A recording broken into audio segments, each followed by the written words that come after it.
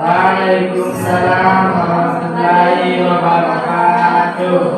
Baik anak-anak, bagaimana kabarnya hari ini? Baik, Ibu. Alhamdulillah. Nah, sebelum kita memulai pembelajaran hari ini, alangkah baiknya kita berdoa dulu. Siapa yang bisa memimpin temannya? Baik, Bu. Oke. Baik, teman-teman, sebelum kita mulai pembelajaran ini, marilah kita berdoa. Berdoa dimulai. Bismillahirrahmanirrahim.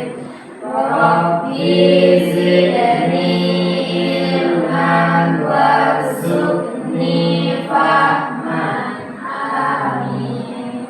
Baik, Ibu absen dulu ya. Yang pertama itu Agung, Hadir, Bu. Husnul, hadir Bu.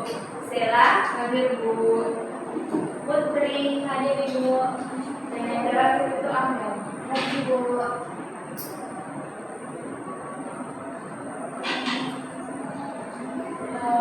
Baik anak-anak, Ibu ingin bertanya, hari ini cuacanya cerah atau hujan? Hujannya, Bu.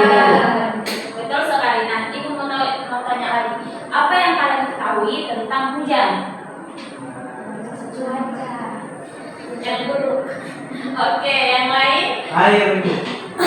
Nah, betul sekali. Hujan termasuk dari beberapa siklus air. Hari ini kita akan belajar mengenai siklus air. Izin, Bu, berangkat, Bu. Biasa kan? Nah, tujuan pembelajaran yang ingin capai yaitu yang pertama, peserta didik mampu mengidentifikasi 6 urutan siklus air secara tepat. Kemudian peserta didik mampu memahami definisi 6 urutan siklus air secara benar. Kemudian peserta didik mampu menganalisis 5 tindakan manusia yang berdampak positif dan berdampak negatif terhadap keberlangsungan siklus air di bumi secara tepat.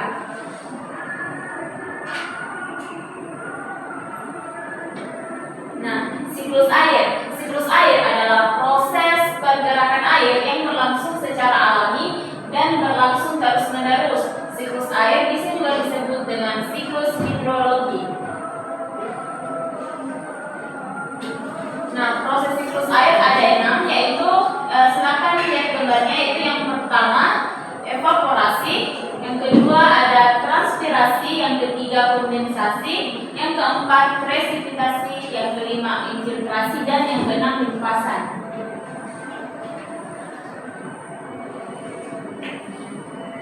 Yang pertama itu evaporasi. Ada yang bisa baca? Saya, Bu.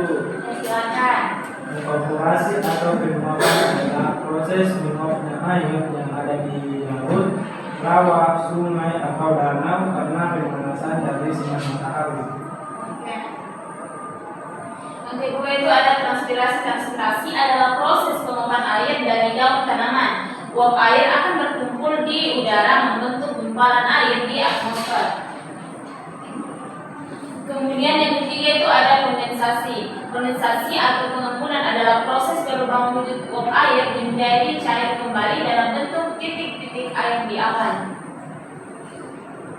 Nah, yang keempat ada presipitasi, di mana presipitasi atau hujan adalah proses jatuhnya titik air ke permukaan bumi. Presipitasi terjadi karena awan tidak mampu menampung air lagi.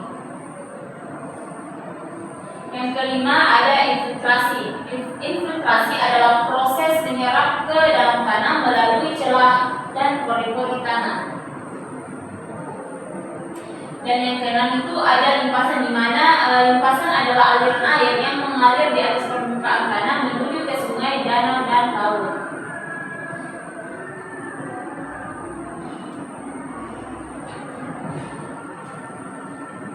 Nah, untuk menambah pemahaman kita mengenai siklus air, silakan simak video.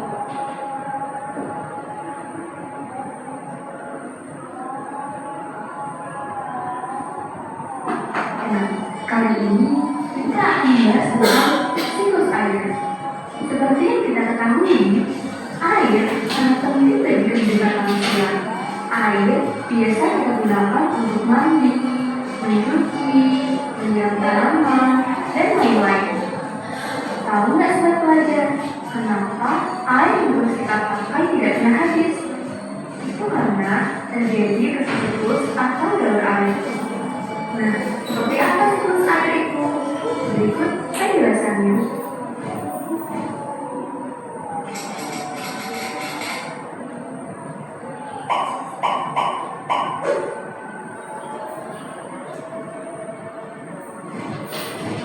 Siklus air adalah perputaran air secara terus-menerus dari bumi ke atmosfer, lalu kembali lagi ke bumi melalui proses evaporasi, transpirasi, kondensasi, dan presipitasi. Perhatikan skema berikut ini. Air yang ada di laut, sungai, dan danau mengalami penguapan akibat panas sinar matahari. Proses penguapan ini dinamakan evaporasi. Proses penguapan juga terjadi pada tumbuhan-tumbuhan dan dingin.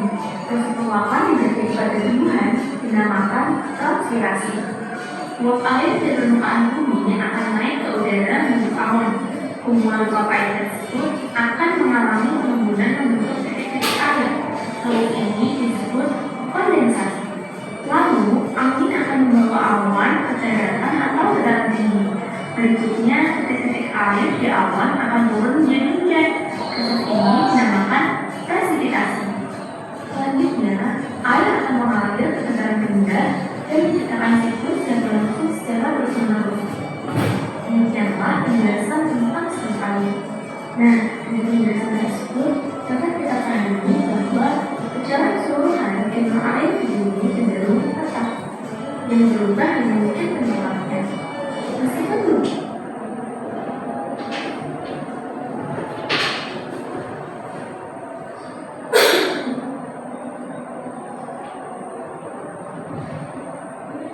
Itu tadi mengenai proses siklus hal air. yang baik. Kemudian kita masuk kepada 5 kegiatan manusia yang berdampak positif terhadap siklus air. Antara lain yang pertama itu membuat daerah resapan air, yang kedua melakukan reboisasi atau penanaman kembali, yang ketiga menjaga kelestarian pohon, yang keempat menggunakan air secukupnya, dan yang kelima membuang sampah pada tempatnya. Ada 5 kegiatan manusia yang berdampak negatif terhadap siklus air. Antara lain yaitu yang pertama menebang pohon di hutan secara liar, yang kedua pembangunan daerah perkotaan yang mengakibatkan menyempitnya lahan hijau, yang ketiga membuang limbah sembarangan ke sungai, yang keempat membuang sampah sembarangan, dan yang kelima membakar hutan.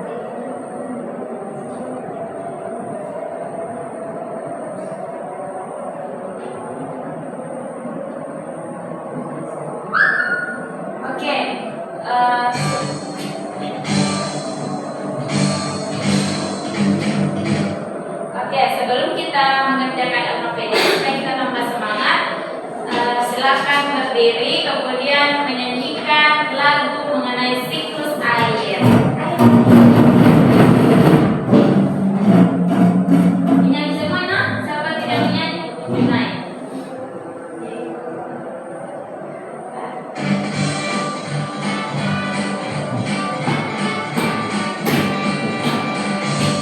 Tahukah kawan-kawan air yang tercipta itu semua karena air ada siklusnya. Ayo kita lihat seperti apa prosesnya. Siklus air tahapannya. Laut sungai menguap disebut evaporasi, lalu membentuk awan disebut kondensasi. Air jatuh ke bumi disebut presipitasi, meresap ke bumi disebut infiltrasi. Oke, tangan untuk semuanya. Oke, Ibu akan membagikan LKPD. LKPD ini dilakukan dan dikerjakan secara berkelompok.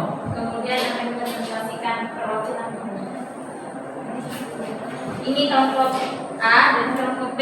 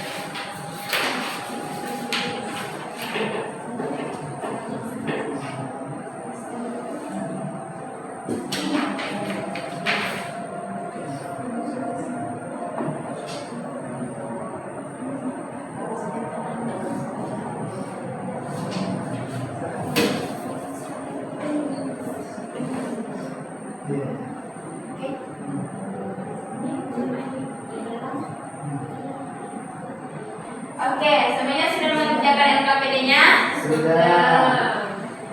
Baik, silakan perwakilan kelompoknya naik. Perwakilan saja, nak? Ya. Perwakilan kelompok A dan kelompok B.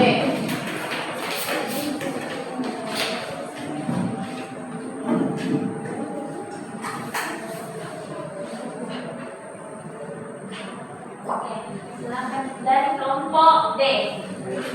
Oke. Jadi untuk di gambar yang pertama itu kondensasi, terus nomor kedua presipitasi, lalu ketiga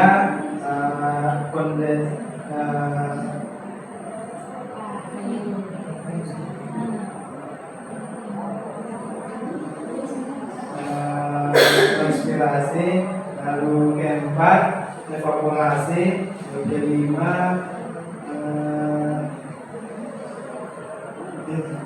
infiltrasi. Oke. Yang keenam apa?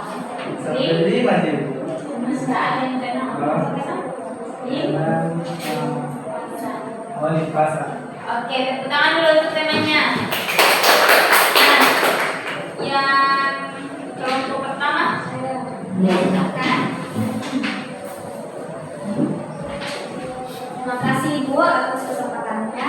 Jadi di sini saya akan membacakan tindakan manusia yang berdampak positif terhadap siklus air. Jadi yang pertama itu membuat daerah resapan air. Yang kedua itu melakukan rehabilitasi atau penanaman kembali. Ketiga itu menjaga kelestarian pohon. Keempat, enggan pencemaran lingkungan. Kelima, menggunakan air secukupnya. Keenam, membuang sampah pada tempatnya. Ketujuh, menggunakan produk yang ramah lingkungan. Dan yang terakhir itu mendaur ulang sampah. Sedangkan kegiatan manusia yang berdampak negatif terhadap siklus air itu yang pertama, menebang pohon di hutan secara liar, mencemarkan air laut misalnya oleh tumpahan minyak dan dari tumpahan kilang dan dari tumpahan kilang. Ketiga itu pembangunan daerah perkotaan yang mengakibatkan penyempitan lahan hijau. Yang keempat itu membuang limbah sampah ke sungai. Yang kelima itu berlebihan menggunakan bahan sekali pakai. Yang keenam itu membakar hutan. Ketujuh menggunakan zat kimia seperti pestisida yang enggak ramah lingkungan. Yang terakhir itu membuang sampah sembarangan. Terima kasih Bu. Oke, tangan dulu untuk temannya. Oke, untuk mengakhiri pembelajaran hari ini, siapa yang mau menyimpulkan materi hari ini? Ada yang mau menyimpulkan? Saya Bu. Ya, silakan. Baik, kesimpulan kita pada hari ini yaitu semua makhluk hidup itu baik manusia, hewan dan tumbuhan yang ada di dunia sangat membutuhkan air, di mana manusia membutuhkan air untuk minum, mandi, mencuci baju dan untuk melakukan kegiatan lainnya. Dan juga tadi juga kita sudah pelajari tentang siklus air, bagaimana proses terjadinya siklus air, seperti bagaimana tahapan evaporasi, kondensasi, presipitasi, dan infiltrasi. Sudah? Nah, sudah begitu saja. Oke, tepuk tangan dulu untuk temanya. Jadi, hari ini kita sudah mengerti ya mengenai materi siklus air. Nanti LKPD-nya Ibu periksa dulu, baru besok Ibu beritahu perkara lainnya. Oke, sebelum kita mengakhiri pembelajaran hari ini, siapa yang memimpin temannya untuk berdoa? Saya Bu. Silakan. Baik, sebelum kita kembali ke rumah masing-masing, marilah kita berdoa. Berdoa dimulai. Bismillahirrahmanirrahim. Bismillahirrahmanirrahim.